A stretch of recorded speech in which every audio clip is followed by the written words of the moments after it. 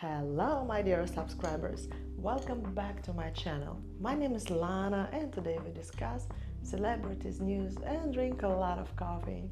Let's go!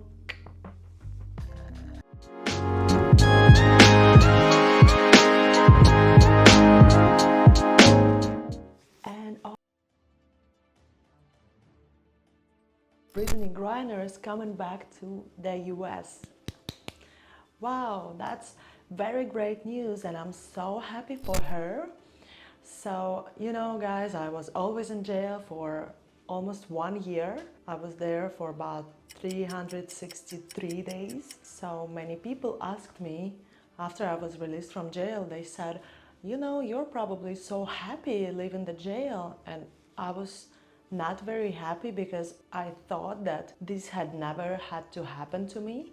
And I thought that this is not a place for happiness, but for Brittany Griner, I'm very, very happy for her. Of course, I understand her feelings, but I think that jail in Russia, where you don't know the language, the Russian language, you just know a little bit of it, it's very complicated and it's hard to be there and all alone.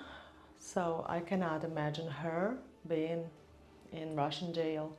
But again, congratulations! I'm so happy for Brittany Griner. And you know what, guys? She was exchanged for some other prisoner from the US. It was a Russian guy who was accused in providing the arms, the guns and other war equipment to third countries. So it was kind of a swap, but many people don't think it was like a fair swap between prisoners, and they actually waited for another guy to appear with Brittany Griner as well. His name is Paul Whelan.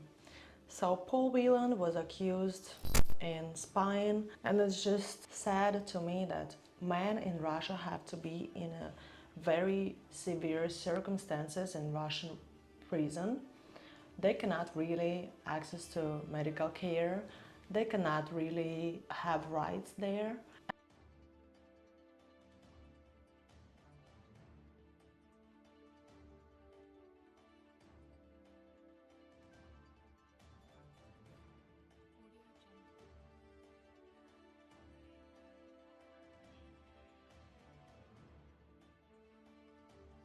American politicians could not release him from Russian jail.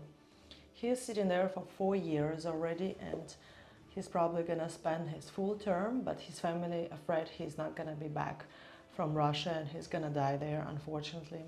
Considering that probably the truth, I feel so bad for him. I don't think that nobody ever deserves to be in this sort of jail in Russia. Well, only for some certain crimes, of course, but not for this awful crime that he did not commit. So another news is that Meghan Markle and Prince Harry apparently doing some TV show, and here is a picture for their starting roles. And I actually asked someone if Harry is playing a chord, and he was really not playing any chords. He was just putting his hands for the guitar as he's playing, but he's not playing any chords and he does not know how to play a guitar, and they're making us as fools again. It's just awful. I mean, this just awful PR managers and awful team of them. They're just trying to present themselves as this cool couple in the US and probably get money through contracts and brands, but of course they will. I'm sure they will do, and they now have these contracts, but this is just so awful. This whole PR management and the whole team is just awful to me. I recently read an interview by Lily Rose Depp. This is Johnny Depp's daughter, where she says next, "It's weird to me to reduce somebody to the idea that they're only there because it's a generational thing. It just does not make any sense. If somebody's mom or dad is a doctor and then the kid becomes a doctor, you're not going to be like, well, you are only a doctor because your parent is a doctor. It's like, no, I went to medical school and trained. I just hear it a lot about women, and I don't think that's a coincidence. Maybe you get your foot in the door, but you still have your foot in the door. There is a lot of work that comes after that. Oh, really, dear? Oh, really? Well, bravissimo. She claims to be a model, being, well, how tall is she? 5'2"? Her legs are this short. She is like this ugly to me. Well, if a model to me, she must be pretty. I must want to buy what she wears. Whatever Lily Rose Depp looks like, I don't like it. I don't like her image. I don't like her appearance, her physical appearance. I hate it. These photoshopped fake pictures, no. So, Lily Rose Depp, you do not watch my channel. However, I have something to say to you. When somebody becomes a doctor, they must learn hell know how many hours. But I truly believe that you truly believe you are in the industry because you are so unique beauty, that you really worked your ass so hard, and I do believe that you do believe in what everybody else is saying around you, but this is not true. And you are in the industry because of your daddy, not because you're just such a great model. And I'm just so tired of these people to be out there, to be somebody's daughter, somebody's relative, somebody's friend. This is a corrupted industry now.